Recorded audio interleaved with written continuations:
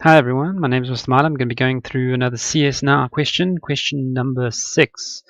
That question is, differentiate between the rights that you will find in the National Credit Act and the Consumer Protection Act. This question might come up with a table, so it might give you, say, please tabulate it. So it's very nicely, we have a nice little table here. But differentiate means what are the differences? And sometimes there are similarities, as you will see, but what are the differences between these two acts? Now remember, National Credit Act has to do with money, and Consumer Protection Act has to do with services and goods that we buy. So let's do this. So the first one is when you are applying for any form of credit, you are supposed to be free of discrimination. Obviously, post-apartheid, there's no ways that we're going to be discriminated against based on culture, race, etc. So no, that is not going to happen. Next up is if you are refused, you are entitled to a reason. Why were you refused? And if it's a legit reason, like maybe you can't afford the credit, fair enough. The next one is you are entitled to have fair and responsible marketing. They can't sort of phone you every single day and hound you. It's got to be responsible, it's got to be fair, and it's got to not certain ways that it's handled.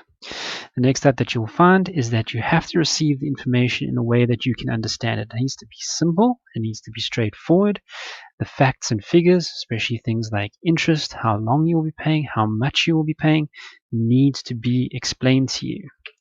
Now, when we look at the Consumer Protection Act on the other side, you have the right to privacy. All your information is meant to be kept only for companies' purposes, not to be meant to be shared with whoever they want. Next up is if you want information, they are meant to disclose it. They are meant to give you that information you might want.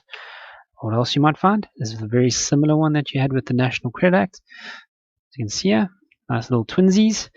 The right to fair marketing. So again, they can't bombard you, they can't give you false information, no bait and hook situations, just straightforward, would you like our service, yes or no?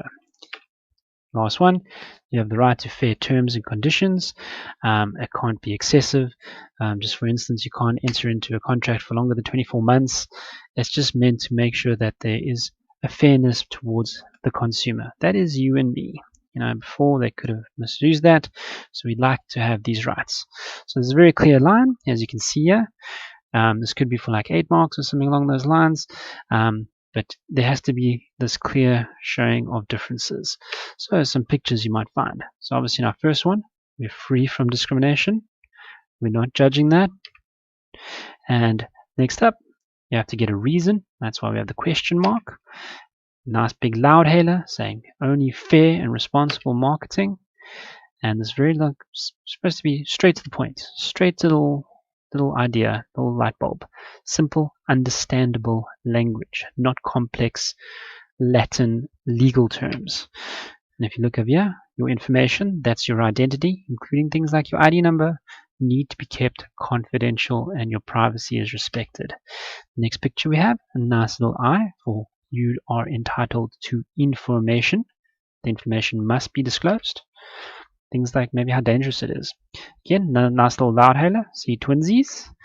Again, fair marketing. And our last picture, as you can see over here, is the information needs to be fair. When you're agreeing to conditions, those conditions need to be fair.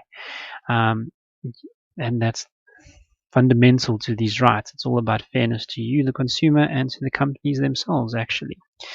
So let's just do this quick. So we're taking away all the main facts, and we're just throwing up some main words here. And as you can see, free from discrimination. Reasons must be given. Responsible marketing. Information should be simple and understandable. Privacy should be maintained. Disclosure of information. Fair marketing. And fair terms. Great, so we're going to take that away. Great time now to try and practice to remember all of that. Thanks for listening. Ciao, bye.